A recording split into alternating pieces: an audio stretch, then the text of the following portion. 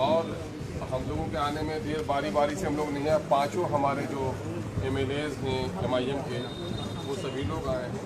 फिर से जनाब असदुद्दीन साहब का हुक्म भी पहले था, वो बेचारे अभी नहीं आ सके हैं, लेकिन उनकी तरफ से भी हम लोग ताज़ियत करने आए हैं। अपना भी फरीक़ा था ताज़ियत करने का। हम सभी लोग यहाँ पर इस वक्त MIM के खादिम लोग पहुँचे हुए हैं। सर ये दौरा राजनीतिक है, बातें हुई है सर। देखिए, सवाल ये पैदा होता है कि रिश्ता अगर किसी आदमी को मंदिर से और मस्जिद से है तो सफ़र भी करता है तो बैठकर इबादत कर लेता है। अब कहिएगा कि नमाज के लिए कि पूजा के लिए है। भाई असल मामला ताज़ियत के हम लोग आए हैं, है ना। गम में पर वक्त चूँकि बिहार की गवर्नमेंट जिसकी जिम्मेदारी बनती थी कि जो लाखों लोगों के दिलों में बसते थे उसको अपनी बस्ती का कब्रिस्तान नसीब नहीं हो सका, उस मौके से हम लोग नहीं आ सके। और आज तो हम लोग बल्कि कहेंगे कि बिहार हुकूमत की जिम्मेदारी है कि इनको ज़्यादा से ज़्यादा सिक्योरिटी, बल्कि सच्ची बात तो ये है कि थर्ड क्लास की सिक्योरिटी मिलनी चाहिए जिस खानवादी से इनके ताल्लुक हैं। सर एक वीडियो वायरल हो रहा था जिसमें कहा गया था कि असदुद्दीन ओवैसी साहब जब उनसे हेल्प मांगा गया शहाबुद्दीन साहब के लिए तो उन्होंने कहा कि आप मदद RJD से मांगिए। इसमें कितनी सच्चाई है सर, जरा बताइए। नहीं, आप लोग मदद RJD से मांगने के लिए इनके तरफ से कोई मदद की बात नहीं कही गई थी। उनके दोनों के तो रफीकाना ताल्लुकात थे। अब RJD का मामला इनके साथ क्या रहा वो तो आप लोग अच्छी तरह से जानते हैं, है ना। कि मैं सोच सिकंदरपुरी का एक शेर पढ़ता हूँ कि उन्होंने कहा था कि गुस्ल भी हो चुका लोग कफना चुके, जिनके खातिर मरे वो ये कहने लगे मरने वाले से अब रिश्ता नाता है क्या कब्र तक जाना जरूरी। मामला तो ये है कि उन लोगों से पूछिए, इनके रफीकाना ताल्लुकात थे। सर अभी अपना ऑफर दिया है शहाबुद्दीन साहब लड़के को, अभी अपना ऑफर दिया है शहाबुद्दीन साहब लड़के को MIM का लिए। ऐसे में क्या लग रहा है ओसामा साहब को एक डिसीजन लेने की जरूरत है, सब डिसीजन लेने की। देखिए, ओसामा साहब मरहूम डॉक्टर और लोगों को क़यादत की तलाश है।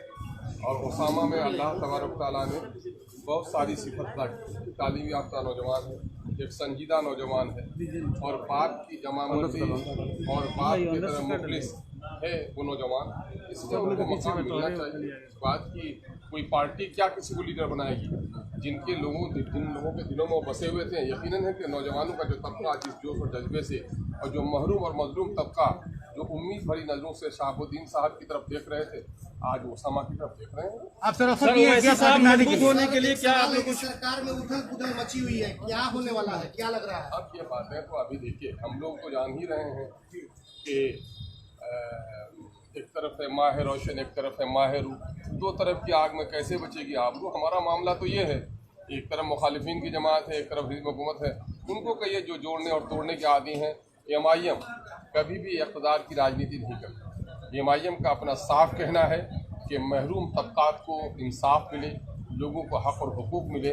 हम इस बात के तलबगार हैं, हम इंसाफ के तलबगार हैं। हम इक़्तिदार के तोड़ने और जोड़ने पर बहुत विश्वास हैं। सर आपके पार्टी के विधायक जहां जो आपके साथ हैं उनको ऑफर मिला हुआ है राजद से।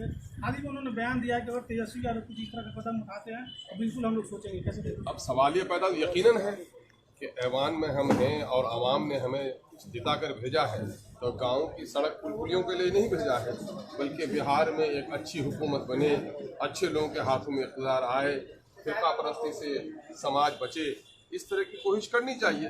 तो उन्होंने तो ठीक ही कहा है कि भाई सभी लोग अभी खुशामद करते हैं, ये सिर्फ हुकूमत बनाने जोड़ने तोड़ने पर कोशिश करते हैं। अभी हम लोग देखेंगे जो समाज के लिए अच्छा होगा उसके बारे में हम लोग सोचेंगे। आप लोग भी जोड़ने तोड़ने अभी ऑफर दिए हैं कि नहीं? ऑफर दिए साहब के परिवार को RJD में बने रहना चाहिए या फिर पार्टी को छोड़ देनी चाहिए, क्योंकि इस ऐन वक्त पे जब वहाँ पे ओसामा साहब इधर उधर भटक रहे थे, किसी ने जैसा कि उन लोगों का मानना है कि हम तो चूँकि गम की इस महफिल में इस वक्त आए हैं, हम तो शरीक होने के लिए, और मैं समझता हूँ ओसामा एक साले फ़िक्र का तालीम याफ्ता नौजवान है। मरहूम शहाबुद्दीन साहब के करीब करीब रहने वाले उनके दोस्तों का भी एक हल्का है। अभी मरहूम की अहलिया मोहतरमा हिना साहिबा वो इस वक्त इद्दत गुजार रही है। मैं समझता हूँ कि वो भी संजीदा लेडी हैं। उसके बाद ये लोग जो भी फैसला लेंगे तो जाहिर है इनका फैसला सिर्फ इनकी ज़ात के लिए नहीं बल्कि उन तमाम तर लोगों को सामने में रख कर लेंगे जिनकी क़यादत मरहूम शहाबुद्दीन साहब करते हैं। हम लोग का क्या दखल होता है सर? लेकिन फिलहाल आप लोगों की नज़र जो है बताया जा रहा है है तो क्या लग रहा है, अगर साजिश के तहत हत्या की गई तो उसामा साहब को सुरक्षा मिलनी चाहिए? यकीनन उसामा साहब को हमने पहले भी कहा कि उसामा साहब को इस वक्त जेड क्लास की सिक्योरिटी मिलनी चाहिए। जो इस वक्त लाकानूनियत है और जो खौफ व हरास का माहौल बना हुआ, ऐसे वक्त तो चाहिए ही कि इनको वो किया जाए। आखिर मैं ये कहता हूँ कि जब शहाबुद्दीन साहब को बिहार की वादियों में नहीं रहने दिया गया और लॉ एंड ऑर्डर की कमजोरी ही तो थी कि दिल्ली भेजा गया, तो जब उसको भेजा गया है तो उसकी बेटे की हिफाजत के लिए तो हुकूमत की जिम्मेदारी बनती है कि उसको खातिर खा सिक्योरिटी का निज़ाम करें। सर, एक सिक्किम में एक आदमी की मौत हुई थी जिसमें आपके पार्टी के वहाँ के विधायक ने उनको वहाँ से मौत, मतलब उनको बुला करके यहाँ मैयत हुआ था उनका, लेकिन आप लोगों ने शहाबुद्दीन साहब की आवाज़ सदन में क्यों नहीं उठाया? नहीं, सदन का मामला ये हुआ कि शहाबुद्दीन साहब के इंतकाल के बाद आपको खबर होनी चाहिए कि सदन का एहतमाम नहीं हुआ है।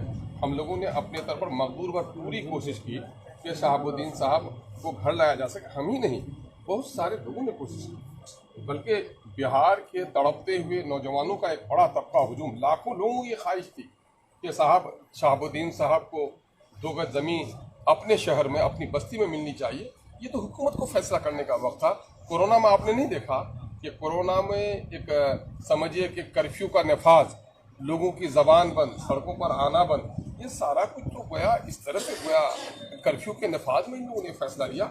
हम लोग की पूरी ख्वाहिश की पूरी कोशिश थी, सर हमारे लीडर ने कोशिश की, हम लोगों ने कोशिश की, सारे लोगों ने कोशिश सर, इस मुलाकात को क्या समझा जाए कि आप कहीं ओवैसी की बड़े नेताओं का ऑफर आ रहा है इनके लिए, क्या कहेंगे? भाईजान, मामला ये है कि ये फैसला तो अजीज़ी उसामा साहब को, और जाहिर है कि उनकी वालदा इस वक्त इस हालत में नहीं है कि कोई सियासी फैसला लें। इद्दत के बाद मैं मुमकिन समझता हूँ कि कोई भी फैसला लेंगे उसामा तो बेहतर फैसला लेंगे। अच्छे बाप के बेटे हैं, अच्छा फैसला लेंगे, ये उनका फैसला। आज मीटिंग का मकसद का ये तो नहीं कि ओवैसी का नज़र या उसामा साहब पे और बिहार पे मजबूत पकड़ कर लेगी है। मामला ये है कि ज़रा इस बात का ख्याल रखें, ये कोई मीटिंग नहीं है।